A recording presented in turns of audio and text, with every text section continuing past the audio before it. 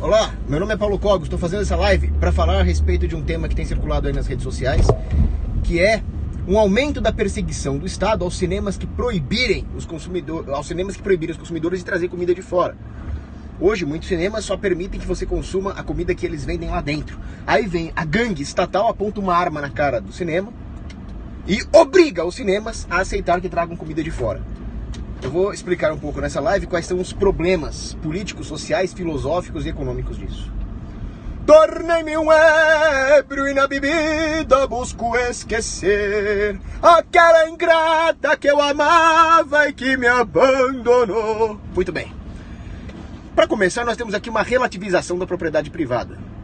Não interessa se o cinema age de maneira imoral ou até contraproducente. O cinema tem direito de não permitir que você entre nele porque você está com uma Polo cor de vinho, por exemplo. Porque o cinema é dele. Se você não gosta, você pode xingar a mãe do dono do cinema e ir para outro cinema. Ou simplesmente assistir um filme em casa. Não é essa a questão. A questão é que aquilo é propriedade privada. No momento em que nós aceitamos que o governo dite essas normas, nós estamos aceitando que a propriedade privada de todos nós, donos de cinema ou não, seja relativizada. E assim, o cinema não é mais do dono, mas é do governo. Se o cinema é do governo, o que impede que o seu negócio, o seu comércio, a sua residência também seja do governo? Estamos abrindo alas aqui para o comunismo, certo? Ludwig von Mises, grande economista da escola austríaca, dizia o seguinte: não existe liberdade política dissociada da liberdade econômica. Por liberdade política, entendamos o direito de ser livre da opressão estatal, não o direito de votar, porque isso é crime. Isso é permitir que o outro usufrua da sua propriedade privada sem ter esse direito. Isso é permitir que os outros pilhem a sua propriedade privada. Não confundamos, então, o entendimento austríaco de liberdade política com o entendimento mainstream de liberdade política. Liberdade política é o direito de não ser oprimido pelas instituições políticas, incluindo a democracia, só para fazer esse parênteses. Muito bem. Se o governo é capaz de cercear a sua liberdade econômica, ele é capaz de cercear tudo. Ele é capaz de mergulhar as atividades econômicas dentro da lógica distorcida e antiética do Estado, e assim usurpar todos os setores da atividade humana. Por isso que o Ludwig von Mises acerta nisso. Só por isso, só por esse motivo ético e só por esse risco político já seria suficiente para rejeitar que o Estado fizesse isso. Muito bem. Deve ter gente pensando, por que você está fazendo uma live desse tema tão pequeno? Vamos falar da Lava Jato, da corrupção? Não. O tema grande é esse. A população devia estar revoltada não porque o Lula pegou o dinheiro que já foi roubado do povo pela Receita Federal, mas por causa desta interferência odiosa, hedionda do Estado na economia, no setor privado. É isso que destrói o Brasil. É por isso que nós somos pobres. Certo? Agora, tem um outro problema aqui. Isso é filosófico. Nós temos a destruição das regras do bom senso. O grande filósofo moral Herbert Spencer, que para mim é um dos melhores caras que já existiu, ele dizia: as leis humanas são linhas guias que criam ali um intervalo de bom senso em torno do qual nós devemos orbitar. Essa é a ideia dele. Então, realmente, as leis humanas não são absolutas. Absoluta é a lei de Deus. Mas, no momento em que nós permitimos que o Estado regule essas leis humanas, elas deixam de cumprir o seu objetivo, a sua razão de ser, que é cumprir a única lei que Deus nos deu, que é amar o próximo como a si próprios e amar a Deus sobre todas as coisas, e passamos a ter nessas picuinhas humanas um parâmetro absoluto. Com isso, aquela negociação entre os homens, pautadas pelo bom senso e pela empatia, vão dar lugar a uma cisânia, a uma tensão social. Ou seja, das regulações que o governo nos impõe, surgem as tensões sociais. E aquelas regras que deveriam ser linhas guias de bom senso, passam a ser verdadeiras placas de ateroma nas artérias da sociedade. Exemplo. Hoje, você vai a um cinema que proíbe que você leve comida de fora, mas você vai com uma paçoquinha, não com uma marmita de pedreiro. Aí você chega pro cara e fala, paçoquinha, tá? Ninguém vai brigar com você por causa disso, o cara não vai querer perder cliente por causa disso. Ele vai te proibir de chegar com uma marmita desse tamanho. Isso é bom senso. Agora, no momento em que o governo, no momento em que a sociedade permite a possibilidade, não é nem a concretização, a possibilidade do governo fazer isso, nós temos aqui um claro cenário de guerra entre o produtor, que é o dono do cinema, e o consumidor, que é o espectador, o cliente. temos aqui uma guerra entre os partícipes, entre os agentes da sociedade. E essa cisânia, esse cenário de guerra, é tudo o que nós não precisamos. Então a coisa é bem filosófica. Agora vamos falar um pouco da parte dos efeitos econômicos disso, que também são muito graves. Se os cinemas fazem o que fazem, achando isso moral ou não, é porque isso aumenta o lucro deles. Se o governo impõe essa regulação aos cinemas, por motivos óbvios, de forma irrefutável, nós vamos ter uma perda de lucro no setor. Se nós tivermos uma perda de lucro no setor, o que vai acontecer? Menores salários e maiores preços dos ingressos, menor concorrência, menor liberdade de entrada no setor para concorrer com aqueles que já estão estabelecidos. Nós vamos ter uma queda da qualidade em todos os parâmetros. Você pode chamar qualquer coisa de parâmetro. A qualidade das poltronas, a segurança contra incêndio, a diversidade de filmes. Vai ter uma queda em tudo isso. Agora, o que é interessante é que o consumidor que não come no cinema, o cara que come as refeições na hora certa, o cara frugal, disciplinado, ele vai pagar pelo guloso, ele vai pagar pelo comilão. Porque agora o comilão vai poder trazer um monte de comida de fora.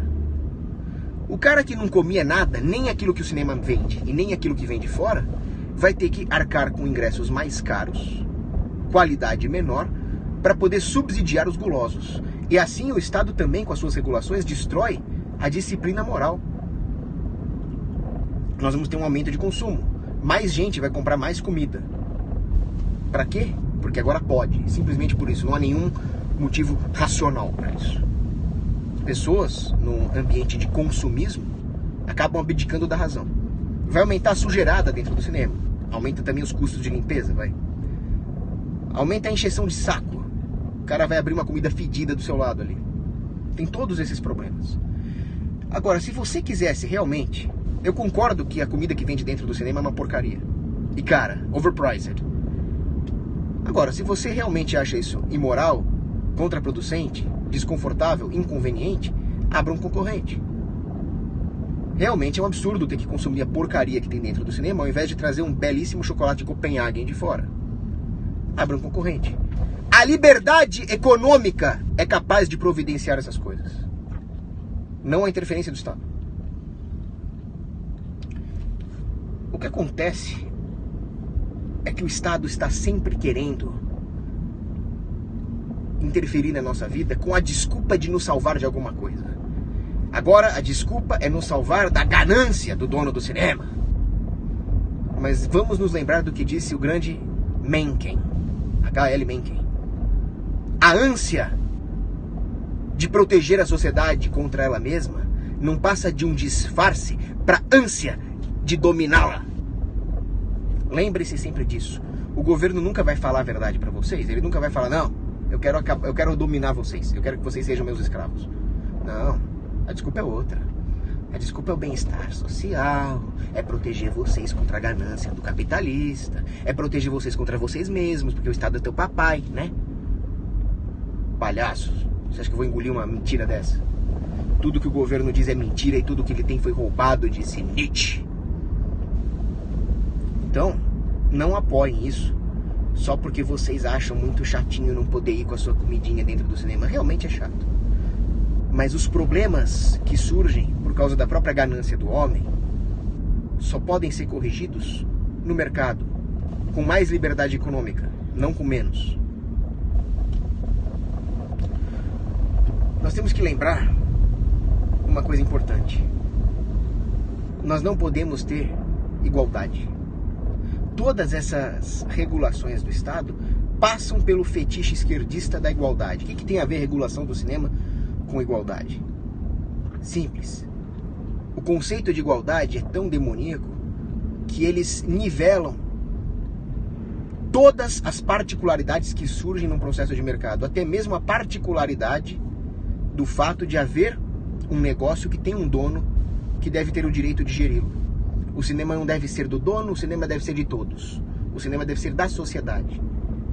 Isso é a igualdade a níveis biopolíticos, onde você não tem mais o direito desigual de ser dono do seu negócio. Só eu posso geri-lo.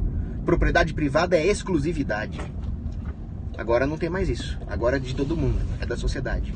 Com isso, ninguém, absolutamente ninguém, alcançará a plenitude.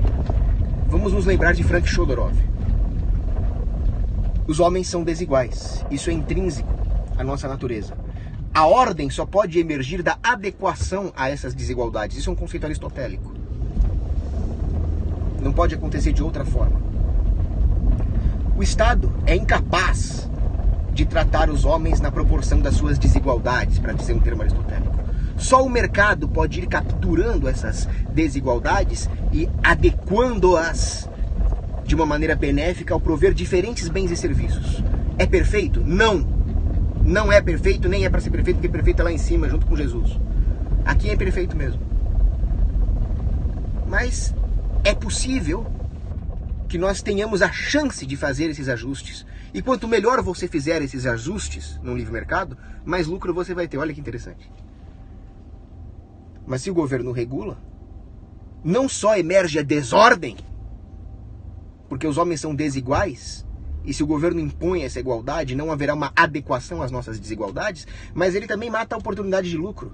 Por que agora você vai pesquisar o mercado para ver uma forma diferente de prover um serviço de cinema, um que permita trazer comida de fora, por exemplo? Não. Com isso, o Estado mata o quê? As virtudes empreendedoriais, que movem a sociedade para frente, que eliminam a pobreza. Então, pode parecer pouca porcaria esse tema, mas não é. Nós estamos falando de algo que vai, filosoficamente, afetar a nossa prosperidade futura e, pior, a nossa liberdade. Toda vez que o governo quiser regular alguma coisa, pega uma calibre 12, dá um tiro nele e acaba com a discussão. Não acreditem em nada do que o governo disser. Abraço.